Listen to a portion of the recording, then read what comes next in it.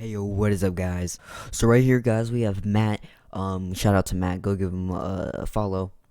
100%. So right here he just tweeted out Ripple's senior VP of the on the US Senate crypto hearing. Yeah, so if you guys don't know who she is, her name is Monica Long, and she's a senior vice president marketing at Ripple. She's been working there for about 5 years and 11 months. But yeah, she's been in Ripple for quite some time. But yeah, so she got her position of SVP marketing, but for a year and she's been in it for about a year and 5 months, so March 2018.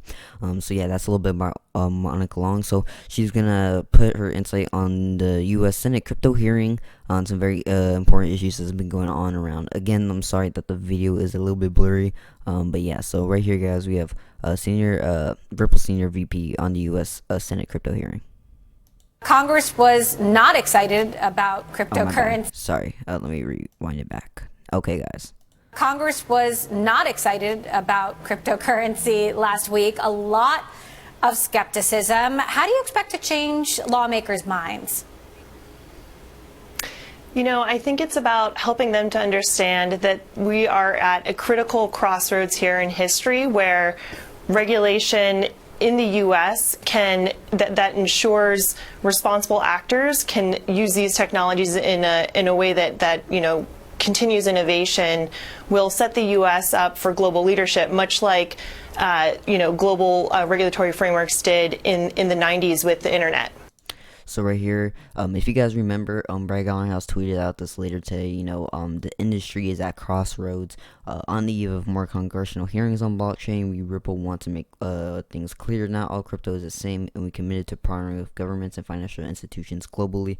Again, he says the same thing like crossroads, she said we're at critical crossroads, basically saying the same thing that, what Ripple's saying, what Brad Garlinghouse is saying. So let's hear what she has to say more about these certain topics.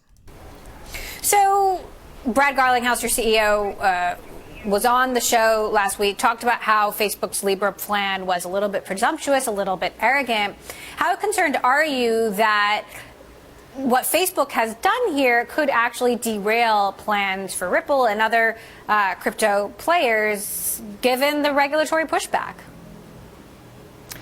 Most certainly, Facebook's Libra white paper has turned the world's attention to the digital currency and blockchain industry, but Facebook shouldn't speak for the industry, and that's really what we want to convey in the letter. And what we know the hearings tomorrow, if you look at the testimony that's come out, what that discussion will be about. It's about including voices from across the industry that have broader perspectives. For example, many in the industry, like Ripple, we partner with financial institutions versus seeking to replace them. We look at digital currency as a complement to major currencies like the US dollar, again, not a replacement. And many established companies like Ripple have been complying with existing US and international law around anti-money laundering, know your customer, anti-terrorist financing regulation. So it's really about bringing in those other voices from across the industry. So what kind of regulation would you like to see and would you support? Something similar to what the U.S. came out with in the 90s for the internet. Regulation that was more principles-based versus very restrictive, that would really hamper innovation here in the U.S. So especially regulation that classifies digital currencies in a way that recognizes their fundamental differences. And again, the U.S. really took a leadership role in the 90s at the dawn of the internet age, and a lot of that had to do with leadership from the U.S. government. So what do you say to the folks who say, this is like the wild, wild west, a lot of people, a lot of companies who just sort of want to get rich quick outside of the rules? You've got the IRS going after thousands of people who haven't paid taxes on their cryptocurrency gains. I mean, there are a lot of skeptics out there who don't understand what you're doing and don't believe in the perhaps good intentions.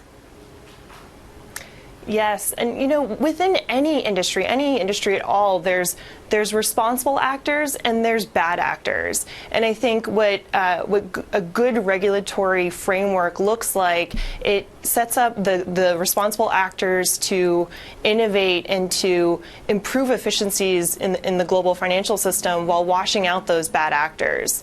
We're well beyond the days of Silk Road by now, and companies like Ripple, where we've already partnered with more than 200 financial institutions worldwide, financial institutions who are regulated and already are complying with existing law.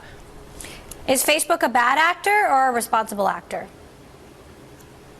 I think that remains to be seen. So far, they've published a white paper, and in that white paper, they lay out an idea to create a currency, a global currency that would be a replacement to major currencies out there. And that, as Brad said on your show last week, that's ambitious, if not arrogant. Well, there you guys go.